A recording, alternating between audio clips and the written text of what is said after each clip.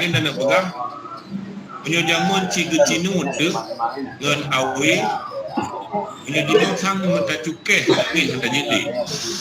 Nah, kira-kira seperti itu.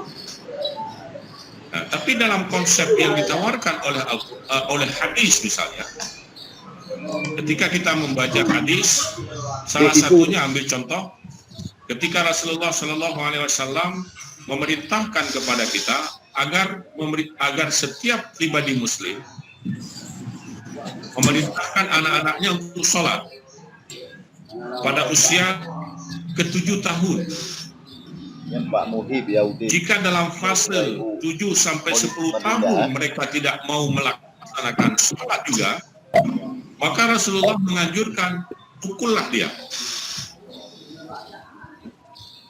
Nah, tentu memukul yang dimaksud oleh Rasulullah Sallallahu Alaihi Wasallam ini harus dilihat konteksnya. Seperti apa kita harus memukul, dan memukul itu untuk apa? Kan tujuannya ilahnya ini. Tapi itu salah satu metode pendidikan yang dalam pendidikan itu akan diakui.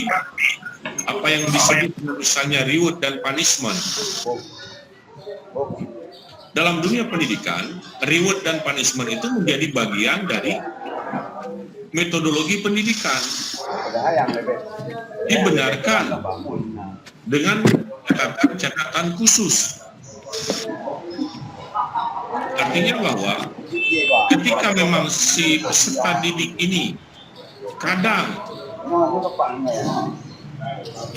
butuh kita lakukan punishment, tapi tentu punishment yang diajarkan agama adalah punishment untuk mendidik, bukan kekerasan dalam dunia pendidikan. Ini dua hal yang berbeda antara kekerasan dalam dunia pendidikan dengan punishment dalam pendidikan.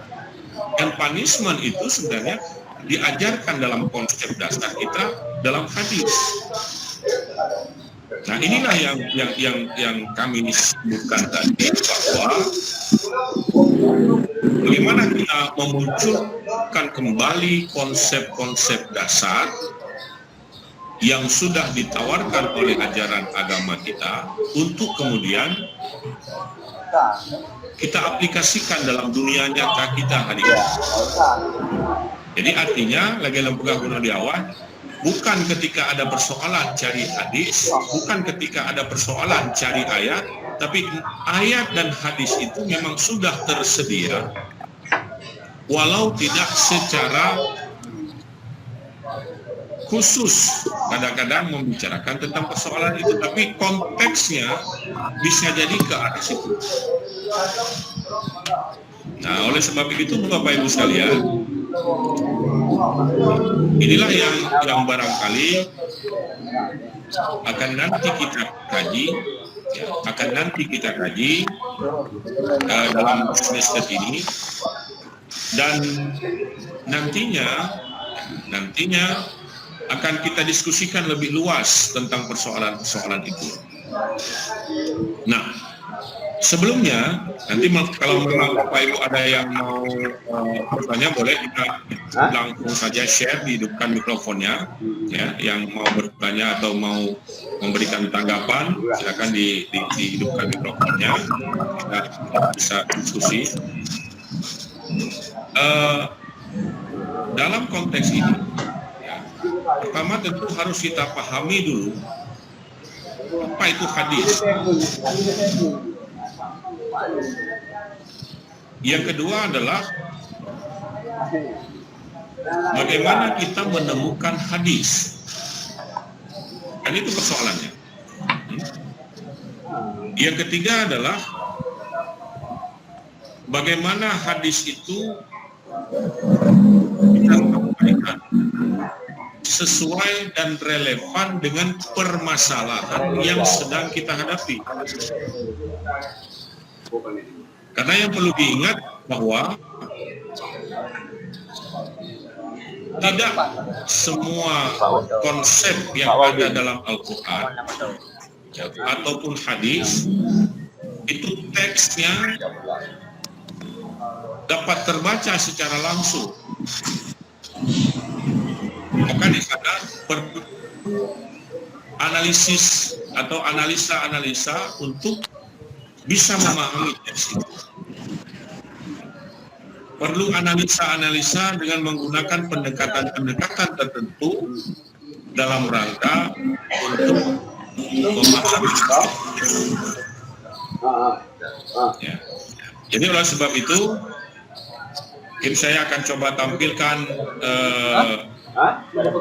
sekilas ya, tentang apa sebenarnya hadis itu. Ya. Kemudian bagaimana kita nanti menemukan hadis-hadis dalam waktu yang cukup singkat ini, karena hari ini pun Jumat. Dan sebelum saya lupa, barangkali karena kita sudah bergabung semua ini,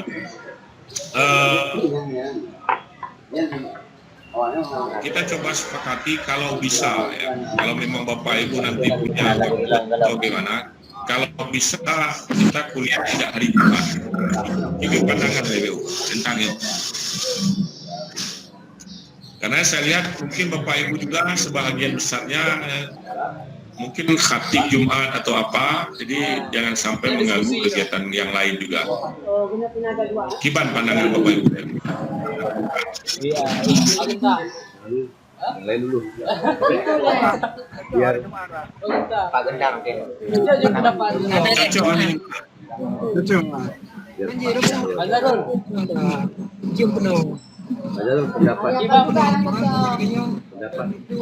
Pendapat Pak Oro Jumat, pandangan.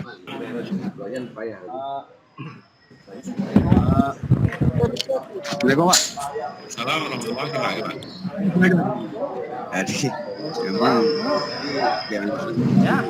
Jadi memang memang nak sampaikan Pak.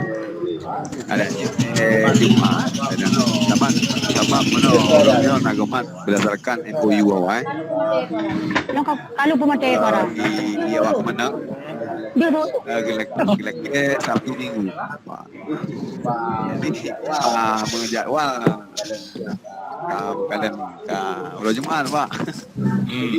Jadi ada sempat sampaikan citba Pak Jul berah menurut Pak yang untuk sementara Bapak Ibu bisa koordinasi langsung dengan dosen yang bersangkutan. Jadi ya mesti Bapak bersedia sih. Jadi lagi permintaan ulunnya awal Pak. Itu.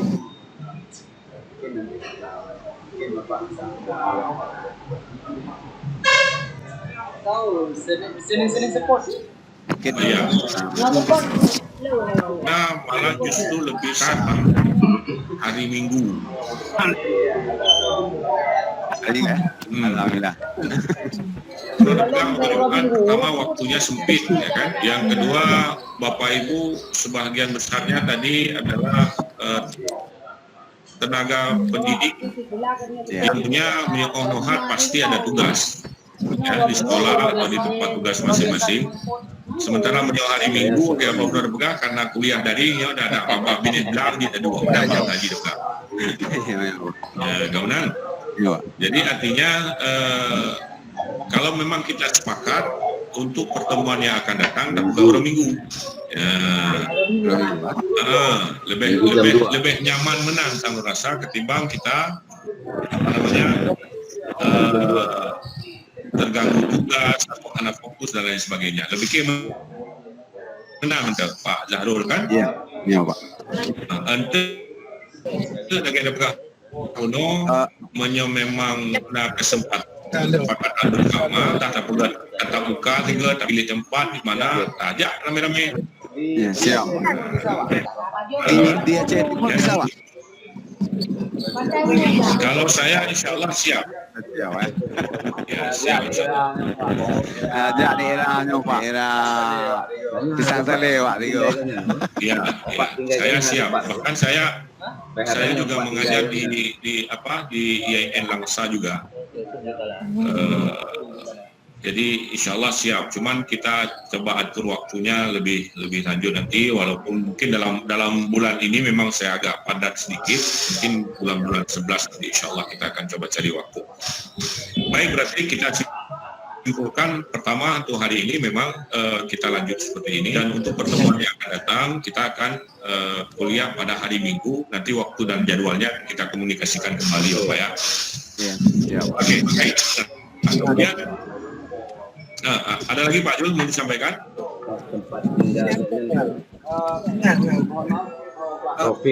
Mohon maaf Bapak. Ya. Mohon bertanya sedikit Pak. Boleh. Bapak di mana tinggal alamatnya Pak? Oke. Mohon maaf, saya juga tadi tidak memperkenalkan diri ya.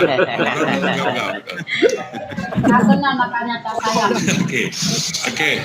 Saya tinggal di Matang, Numpang.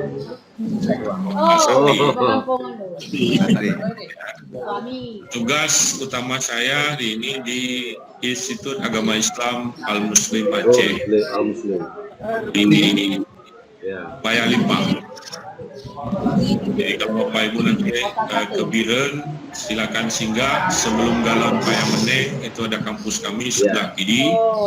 Masuk saja, ada Pak Nazar, insyaallah semua tahu. Dan agenda Pegahono silaturahmi itu akan tetap jalan walau tidak hanya dalam mata kuliah ini.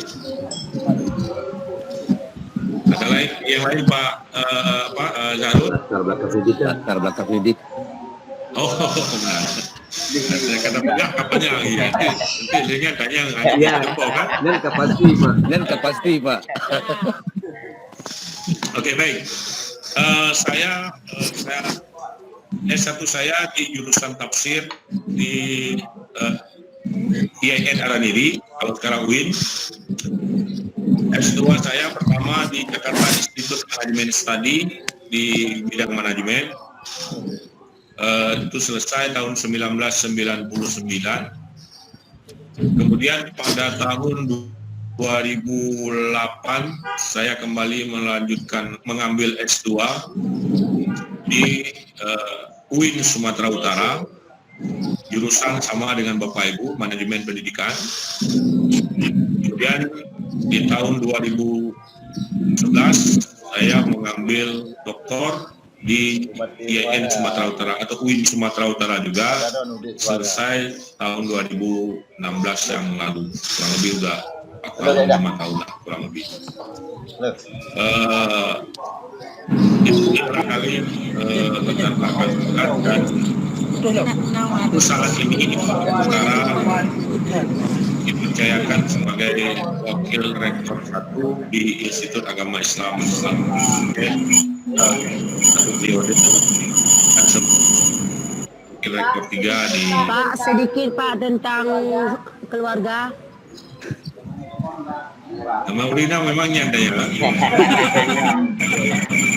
Ya Bu, terima kasih Bu. Alhamdulillah empat orang anak, bukan istri Bu ya, dengan satu istri, dan istri saya juga sama seperti Bapak Ibu, guru juga, bertugas di salah satu sekolah di Kabupaten Biren.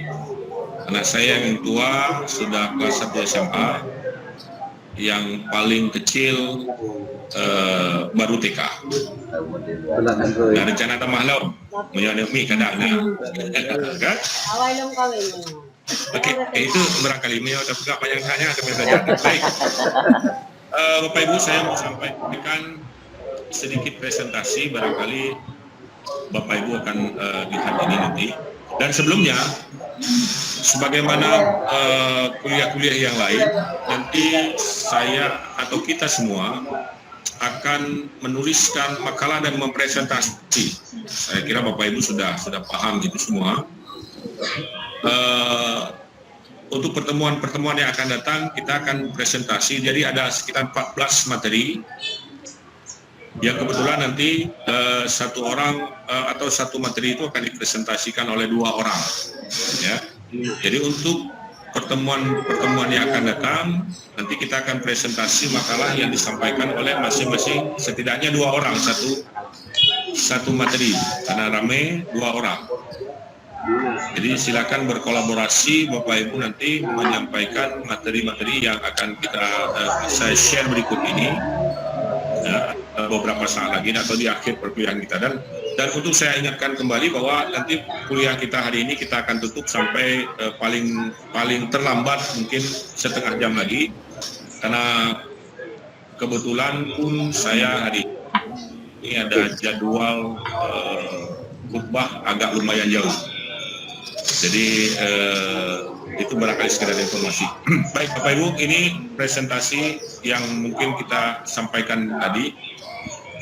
Yang pertama saya ulangi kembali bahwa untuk memahami atau menemukan apa yang sudah kita sampaikan tadi, konsep-konsep awal pendidikan atau konsep-konsep yang ditawarkan oleh Islam, maka kita perlu terlebih dahulu memahami apa itu hadis.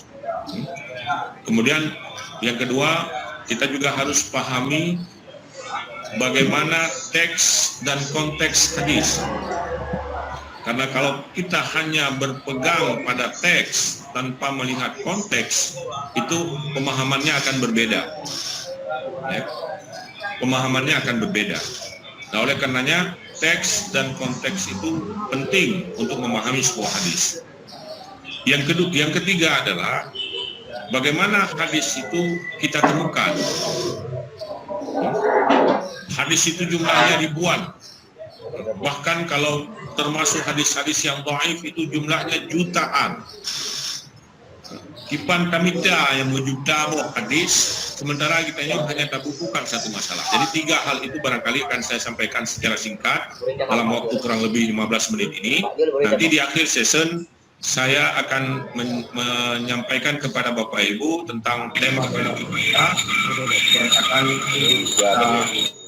diskusikan di pertemuan ini.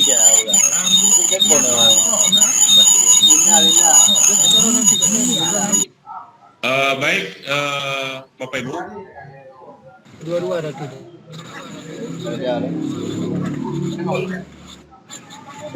Nanti kacau dengan bapaknya jahit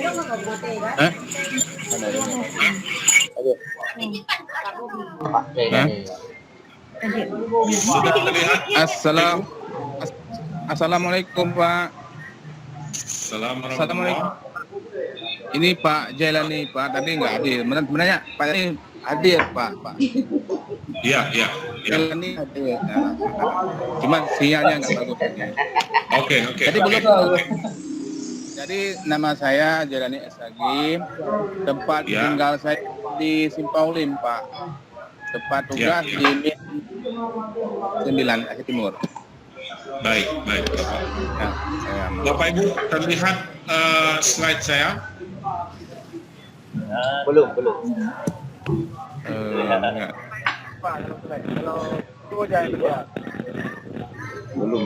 Belum Pak. Sudah. Kecil nampaknya. Sudah terlihat Pak? Sudah nampak baru fotonya ya.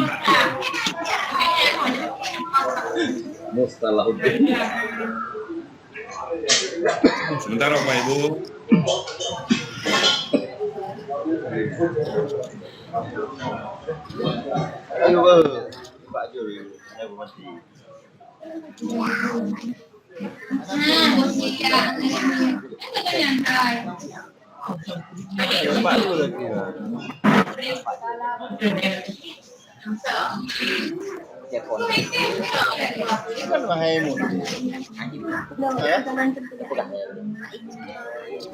Bu Linda, mohon mic-nya dimatikan dulu Bu. Pak Jul karena ini. Tutup ya. Sudah? Ya, mic-nya dimatikan Bu Linda. Kali Pak Jailani. Presentasinya terlihat? Belum Pak. Email bro. Ada gangguan sedikit, mohon Bu maaf, Linda Bapak dan Ibu, Pak Jai sebentar. matikan mic-nya Pak Jai. Ya. Sebentar ya, ada sedikit gangguan ini. Email yang dia. Punya HP ada.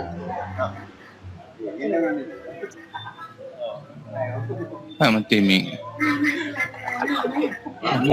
Mentiming. Mie tiglong.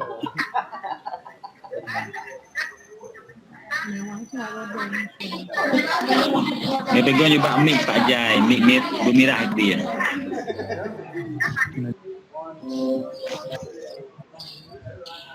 Geser ke atas, matikan mikrofon. Dari kebi ya? Dari kebi dong. Pak dari kebi. Kamu nggak mau? Nggak ada, Pak. Belum. Kenapa tidak nampak? Ada. Nah. Kan layarnya ada kan? Ada. Banyak ada. Ada, Bang? Ada gangguan ini sedikit ya. Kebetulan di sini agak jaringannya sedang Ada layarnya ada. Layar laptop ada. Ini layar laptop mau. Ini layar laptop mau. Ya, udah nampak Pak. Ada Pak. Udah nampak ya? Ya. Nampak presentasinya? Ini baru layar laptopnya Pak. Ya udah. Tunggu ya. Ya. Ada Pak.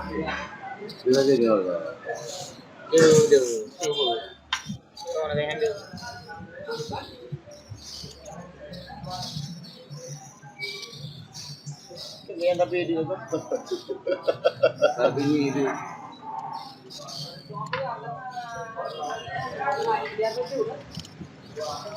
lah, kalian.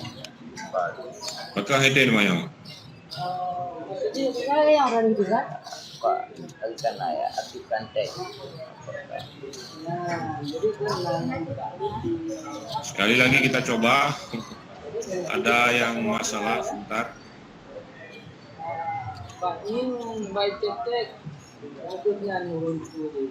Aktifkan teks, alihkan layar.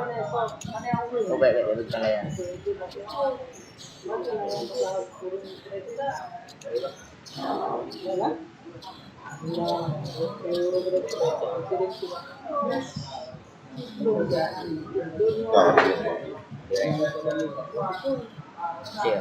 Yes. Ada nampak ini Bapak Ibu? Udah. Oke, sudah jelas Pak. Sudah jelas Pak.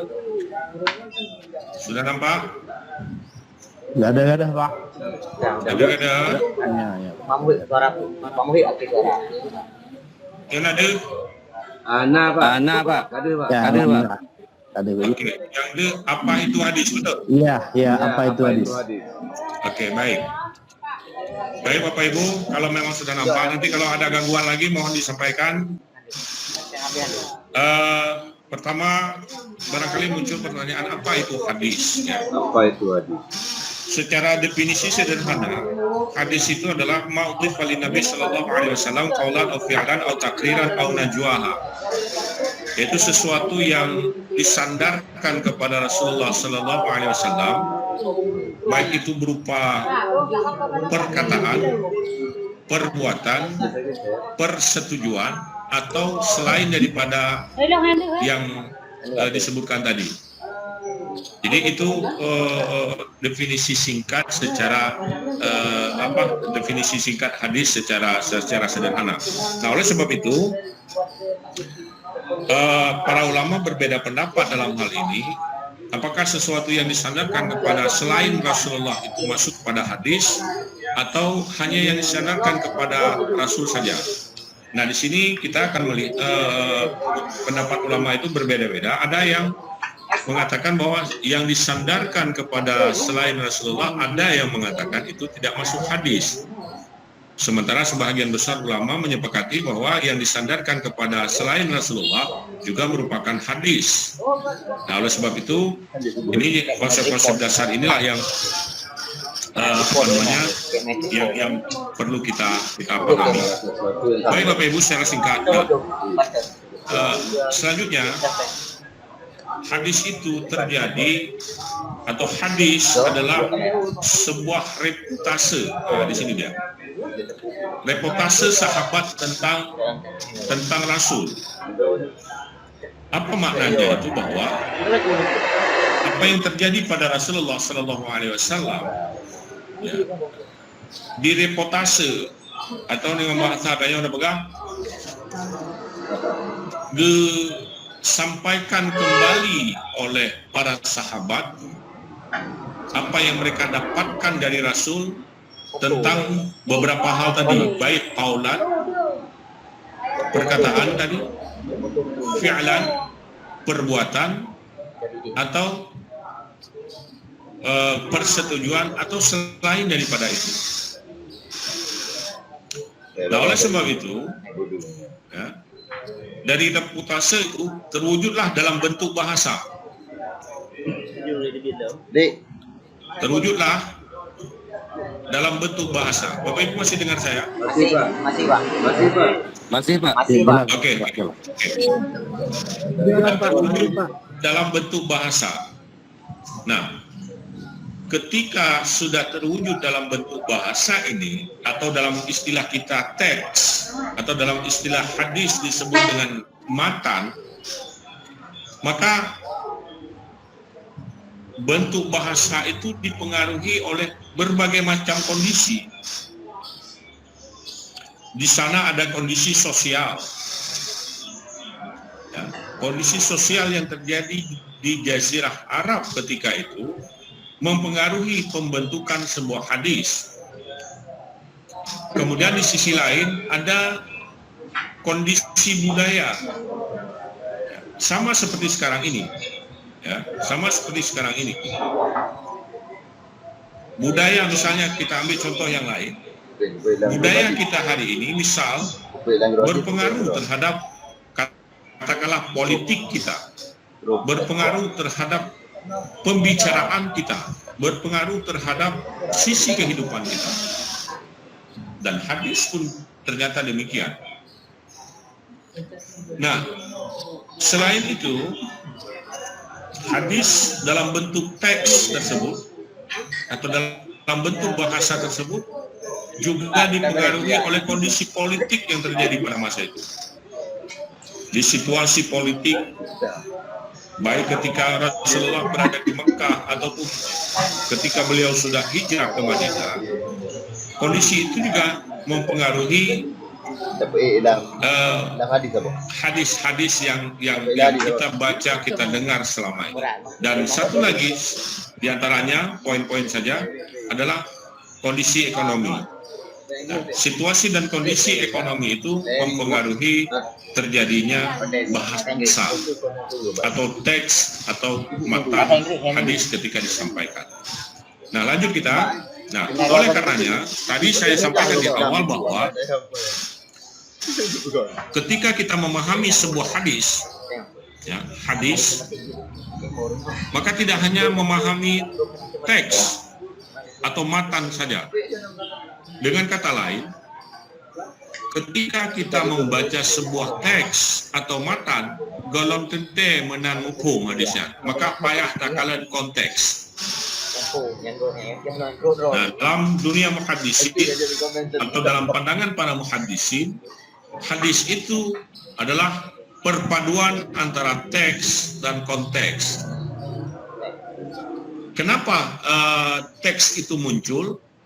Tentu ada konteks di belakangnya. Kenapa pembicaraan ini terjadi? Tentu ada konteks di belakangnya. Saya mau kasih contoh sederhana begini. Barangkali kita semua, Bapak Ibu, mendengar ketika misalnya Rasulullah SAW ditanya oleh sahabat, amal apa yang paling baik untuk saya lakukan?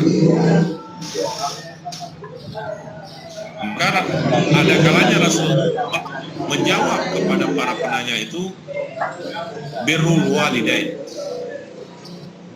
berbuat baik kepada kedua orang tua. Di waktu yang lain, Rasulullah ditanya lagi oleh orang yang lain barangkali, apa amal terbaik yang mesti saya lakukan? Maka ketika itu Rasulullah mungkin menjawab, bersedekah. Nah, ini sudah dua hal yang berbeda. di satu sisi Rasulullah tadi mengatakan bahwa amal terbaik adalah birrul walidain, berbuat baik kepada kedua orang tua. Di kesempatan dan waktu yang lain, Rasulullah mengatakan perbuatan terbaik atau amalan terbaik itu adalah bersedekah. Jika kita hanya membaca teksnya saja, mungkin dalam tanda kutip kita akan menganggap nabinya 3 tepung. Nabi pegang 3 tepung, 3 pegang menung, 3 pegang medik. Maka lihat konteksnya. Dalam rangka apa Rasulullah mengatakan bahwa amal terbaik itu adalah birrul walidain? Dalam konteks apa Rasulullah mengatakan bahwa amal terbaik itu adalah bersedekah dan sebagainya? Jadi inilah hadis, perpaduan antara teks dan konteks. Contoh lain misalnya, ketika ada ikhtilaf atau perselisihan antara kedua hadis, di satu sisi Rasulullah pernah mengatakan, "Idza ahadukumul baul fala qa'iman." Jika salah seorang di antara kamu kencing, maka janganlah berdiri. Artinya Rasulullah melarang kita untuk berdiri sambil kencing. Di sisi yang lain, Rasulullah pernah suatu kali beliau sendiri yang kencing sambil berdiri. Nah kita bergabung, andai kata tidak memahami konteks, nyurung akan haipate ke Nabi. Kenapa orang tidak percaya kepada Rasul? Dia sendiri yang melarang kita untuk tidak berdiri ketika kita kencing, tapi beliau sendiri yang melakukan itu. Orang tidak akan percaya dengan hadis. Maka saya ingin sampaikan kepada Bapak Ibu sekalian, membaca hadis tidak hanya melihat teks, tapi lihat juga konteksnya. Ya, konteksnya, atau dalam pandangan ahli hadis disebut asbabul wurud. Namun asbabul wurud itu sendiri tidak semuanya menceritakan tentang konteks. Tapi konteks itu lebih luas daripada sekedar asbabul wurud. Ini yang harus dipahami. Maka oleh sebab itu, sekali lagi saya mau sampaikan bahwa kepada Bapak Ibu, bahwa lihatlah sebuah hadis itu secara konteks. Tidak hanya melihat hadis secara parsial dari teksnya saja, tapi lihat juga dari konteksnya. Oke, Bapak Ibu, itu secara singkat saya mau sampaikan, menyata pegah panjang ya, karena waktu kita cukup terbatas. Nah, kemudian dilihat lebih jauh, hadis itu banyak bentuknya. Kalau dilihat dari sisi periwayatan, hadis itu ada 2 macam. Pertama ada mutawatir, yang kedua ada ahad. Ya, mutawatir itu terbagi lagi menjadi 2. Ada mutawatir lafzi, ada mutawatir maknawi. Sementara hadis ahad terdiri dari hadis masyhur, hadis aziz, dan hadis gharib. Yang sepanjang pembahasan di belakang. Jadi artinya kita tidak fokus ke situ, tapi saya hanya memberikan gambaran secara umum saja tentang semua itu. Nah, kemudian hadis dari sisi dari sisi kualitas ada 3 secara umum. Pertama sahih, yang kedua hasan, yang ketiga dhaif. Ya. Hadis sahih ini juga terbagi lagi nanti. Hadis sahih ada sahih dengan sendirinya, ada sahih karena hadis-hadis yang lain. Hadis hasan juga demikian, ada hasan dengan sendirinya, ada hasan yang disebabkan oleh bantuan hadis-hadis yang lain. Dan dhaif. Hadis yang terakhir adalah hadis dhaif. Dan ini pembahasannya juga seperti kami sampaikan cukup panjang. Pembahasannya cukup panjang. Nah, kita selama ini sering mendengar bahwa nyong hadis sahih, nyong hadisnya sahih. Tapi kita kadang tidak memahami secara lebih luas kiban terjadi sebuah kesahihan hadis. Nah, maka oleh sebab itu memang ini kajian khusus memang tentang pembahasan hadis. Namun sekali lagi saya mau sampaikan bahwa kajian fokus kita tidak kajian kajian hadisnya, tapi kita mengkaji hadis-hadis yang ada hubungannya dengan dunia kita, yaitu dunia pendidikan. Bapak Ibu sekalian, kemudian saya percepat sedikit karena waktu kita.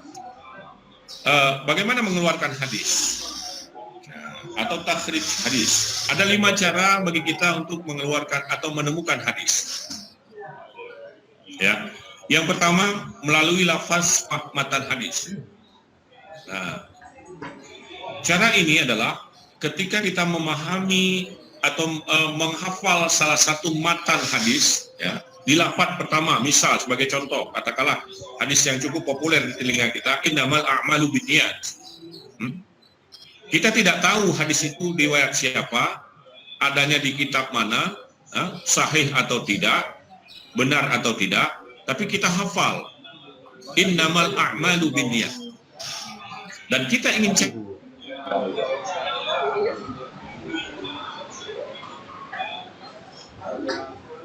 mencari itu, ada beberapa kitab yang ditawarkan, di antaranya Al-Jami' Shaghir karya As-Suyuti, atau Al-Jami' Jawami juga karya As-Suyuti dan karya-karya imam-imam yang lain.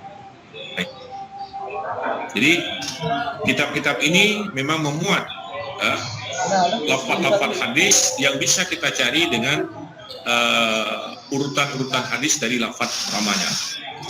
Kemudian cara yang kedua, nanti bisa kita diskusikan kalau Bapak Ibu ada yang mengajar, melalui kata-kata yang ada dalam matan hadis itu. Ada teks yang kita ingat, atau ada matan, sebuah matan yang kita ingat. Ya. Maka matan itulah yang kita cari. Misal begini, hadis yang saya sampaikan tadi, misalkan tentang perintah dari Rasulullah tentang sholat di usia 7 tahun dan disuruh pukul ketika usianya 10 tahun. Kita yang ingatnya perintah sembahyang, berarti tidak kalimat atau teks sholat, ada teks sholat di situ.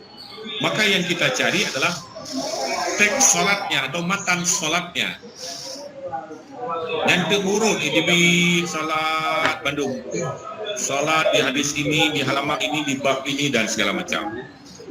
Itu salah satu kitab yang bisa digunakan adalah Al-Mu'jam Al-Mufarrash li Al-Fadil Hadis, yang kebetulan ditulis oleh orang non-Muslim.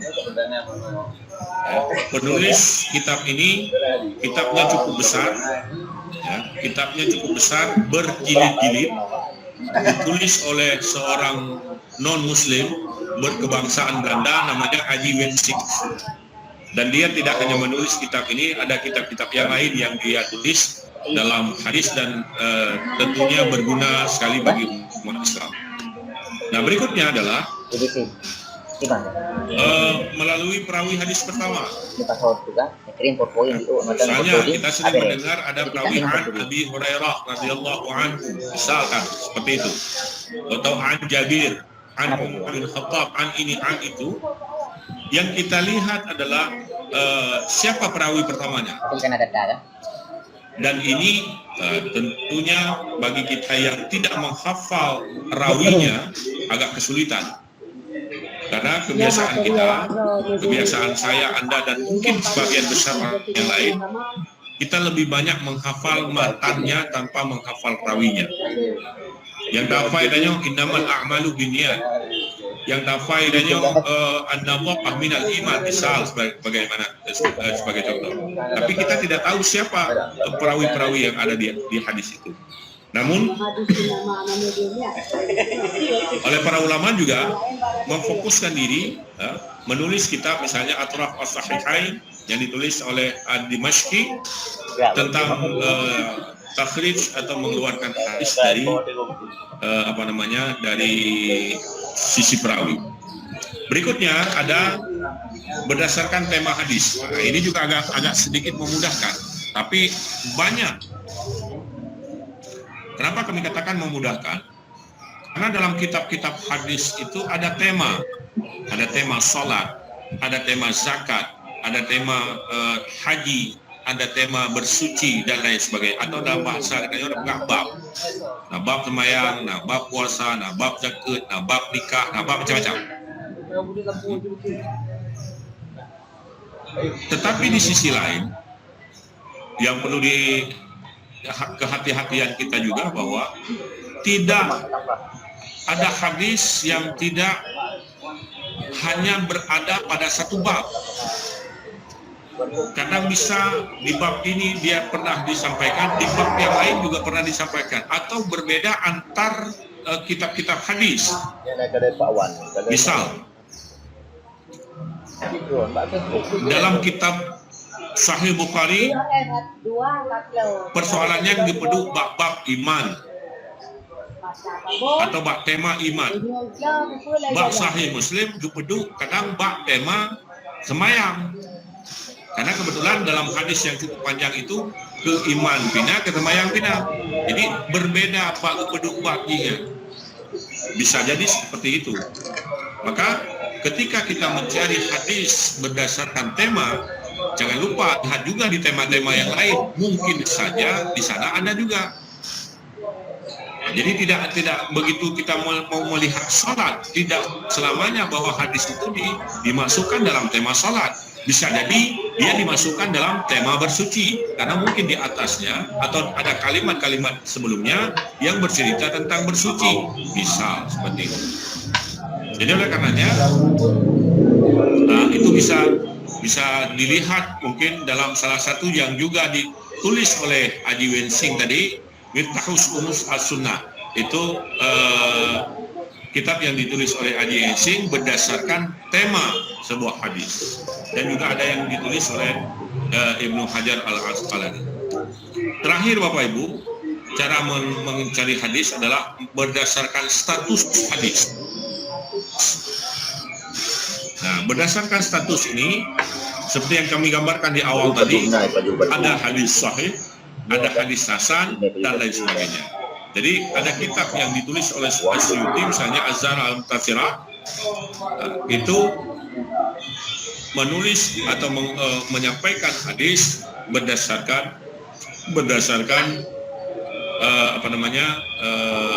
status dari sebuah hadis, dan dikomentari di situ bahwa hadis ini statusnya hasan, bahwa hadis ini statusnya dhaif, bahwa hadis ini statusnya begini.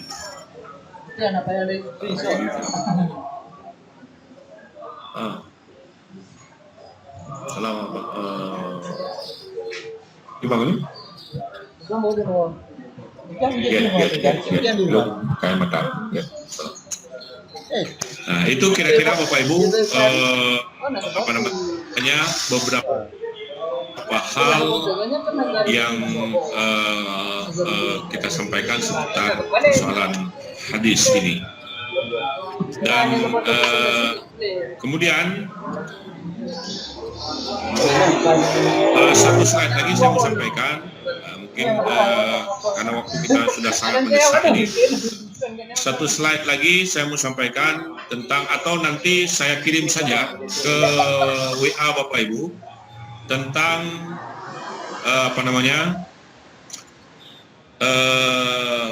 silabus kita, ya. Nanti silakan Bapak Komisaris membagi-bagikan kepada teman-teman seperti yang saya sampaikan tadi. Untuk satu topik kita akan dipresentasikan oleh dua orang mempresentasikan satu topik, dan mulai minggu depan kita akan presentasikan itu. Nanti juga kita bisa diskusikan lebih lanjut bila memang ada hal-hal yang mengganjal Bapak Ibu dalam mencari hadis-hadis. Tapi hari ini untuk diketahui bahwa situasi dan kondisi kita hari ini sudah lebih memudahkan kita untuk mencari dan menemukan hadis. Berbeda ketika kami kuliah dulu, kita harus ke perpustakaan, harus membuka puluhan kitab, ya, mulai dari Mu'jam Al-Mufarrash tadi, Al-Fadil Hadis dan seterusnya, baru kita temukan hadis-hadis itu. Tapi sekarang dengan dunia digital kita sudah begitu mudah menemukan hadis-hadis itu. Dan temanya adalah seputar dunia pendidikan. Mungkin saya share sebentar, boleh? Sedikit lagi, yaitu tentang ini.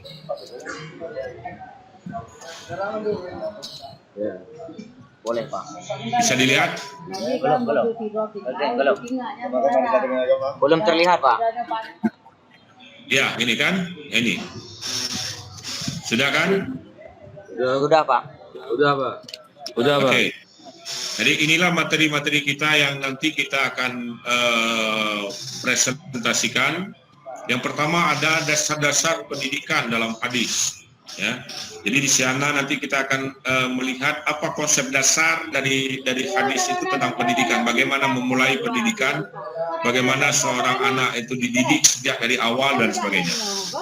Kemudian ada sistem pendidikan Islam. Ya, ada sistem pendidikan Islam. Kemudian ada tujuan pendidikan Islam, tuku Manda Murno, dalam Islam apa tujuannya. Kemudian tema berikutnya adalah tentang kurikulum pendidikan Islam. Kemudian tema selanjutnya adalah tentang metode pendidikan Islam. Kalau tadi kurikulum, sekarang metodenya seperti apa. Dan tema selanjutnya yaitu tentang pendidik. Tentang kita, tentang Bapak Ibu sekalian, ada nggak konsep Islam atau konsep hadis tentang pendidik? Siapa sebenarnya pendidik itu dan apa tugas-tugas dari pendidik itu? Nah, selanjutnya ada lembaga pendidikan Islam, ya, dan sarana dan prasarana pendidikan. Apa sarana prasarana pendidikan yang diinginkan dalam konteks Islam? Nah, lalu masuk kita ke UTS di pertemuan selanjutnya, dan selanjutnya ada pendidikan tauhid, pendidikan ibadah, pendidikan karakter, pendidikan jasmani, dan yang terakhir adalah ilmu sosial dan ilmu humaniora. Itulah beberapa topik yang akan kita kaji dalam semester ini. Jadi nanti topik-topik yang kami sebutkan tadi itu silakan dibagi sendiri saya percayakan kepada komisaris ruangan. Saya tidak akan tentukan siapa yang menulis apa, tapi silakan Bapak Ibu nanti yang menentukan sendiri, ya. Mudah-mudahan pertemuan yang akan datang kita sudah bisa presentasikan itu. Setidaknya ada satu topik yang bisa kita presentasikan dan kita diskusikan bersama apa konsep-konsep dasar dari salah satu topik yang sudah kami sampaikan tadi. Barangkali sekadar pengantar ini yang bisa kami sampaikan. Bila ada 1-2 orang yang barangkali ingin sharing atau menyampaikan hal-hal tertentu, kami persilakan sebelum kita bersama meninggalkan diskusi ini untuk melaksanakan salah satu kewajiban kita, khususnya bagi kami yang laki-laki, yaitu sholat Jumat. Silakan Bapak Ibu kalau memang ada secara singkat. Mohon petunjuk Pak sedikit. Berarti untuk presentasinya nanti kita presentasinya tatap muka ya Pak? Gimana? Presentasinya di waktu tatap muka ya Pak?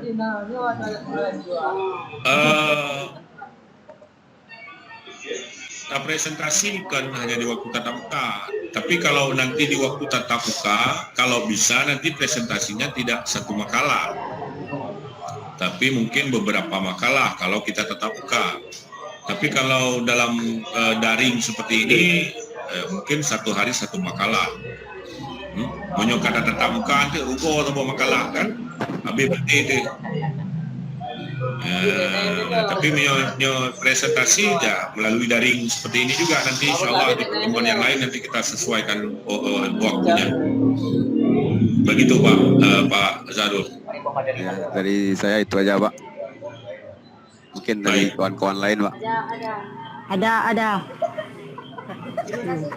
Terima kasih Pak. Ya. Halo. Ya.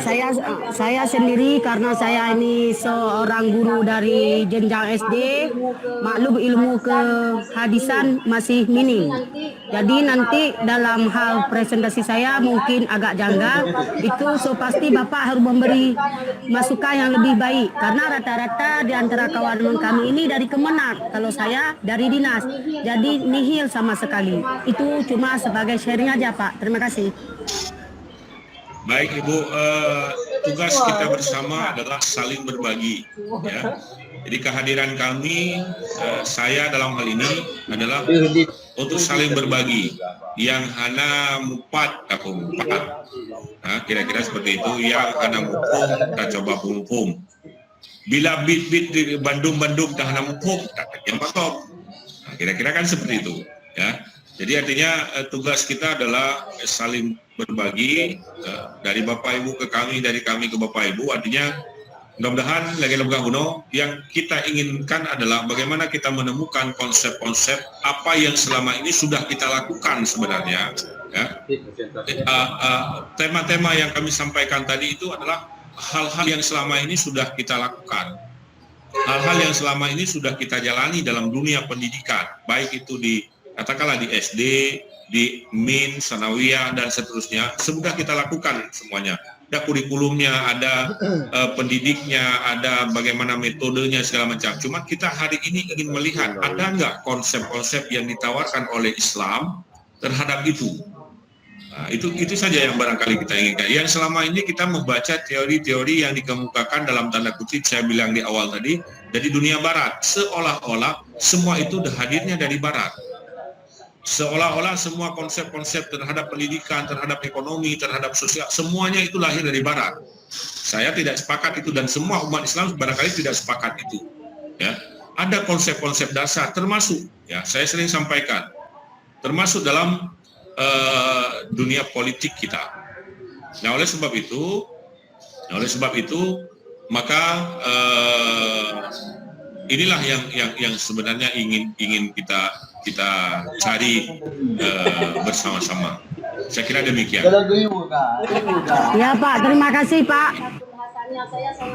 Atas pembahasannya saya sangat puas. Semoga akhir tahun 2002 kami semua dapat pasca sarjana. Terima kasih. Amin. Akhir tahun 2000 jangan sampai segitu Bu. Sebelum tahun 2022 sudah dapat ijazah. Kalau Ibu Bapak serius, insyaallah sudah dapat. Baik, ya itu Bapak, juga Ibu, lebih baik Pak. Oke, baik Bapak Ibu, saya kira demikian pertemuan kita singkat kita untuk hari yang berbahagia ini. Banyak hal yang memang belum tersampaikan kepada Bapak Ibu dan mungkin banyak hal juga yang terlupakan yang ingin kami sampaikan, namun karena terbatasnya waktu kita untuk diskusi kita hari ini, insya Allah di pertemuan-pertemuan yang akan datang kita akan diskusi lebih lanjut. Dan seperti yang kami sampaikan tadi, Pak Zahrul dan kawan-kawan, tolong disiasati waktu. Kalau bisa, saya sebenarnya lebih senang melakukan pertemuan tatap muka. Nah, artinya kita lebih nyaman bisa berdiskusi, berinteraksi. Lebih nyaman seperti itu ketimbang memang seperti ini lebih hangat sih sebetulnya. Artinya yang menolak lagi apa benar begah Pak kedai kopi tidak ada rokok je atau pulang motor atau ini bapak bini dah, tapi interaksi itu lebih memuaskan kita sebenarnya ketimbang seperti ini sebenarnya. Jadi mohon nanti bisa diatur waktunya kapan kita sepakati bersama. Kalau memang kita harus tatap muka, kita akan tatap muka. Siapa? Oke. Nanti kami komunikasikan sama kawan-kawan lain dulu di mana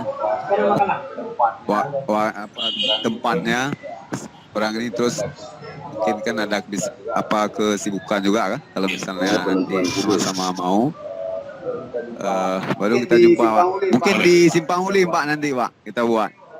Boleh, siap kami, siap. Ya. Penentuannya. Baik, Bapak Ibu, demikian Untuk barangkali. sedikit lagi Pak, untuk bahan apanya nanti Bapak kirim ke chat saya atau di dalam grup Pak? Boleh saya share ke grup nanti bahan ini, mungkin mulai beberapa saat kemudian nanti bisa didiskusikan dengan teman-teman untuk dibagi siapa yang mengerjakan apa. Siap Pak. Ya, baik. Demikian Bapak Ibu, terima kasih atas segala perhatian dan waktunya. Mohon maaf atas segala kekurangannya. Kita akhiri perkuliahan kita hari ini dengan mengucapkan alhamdulillahirabbil alamin dan billahi taufiq wal hidayah. Assalamualaikum warahmatullahi wabarakatuh. Waalaikumsalam warahmatullahi wabarakatuh.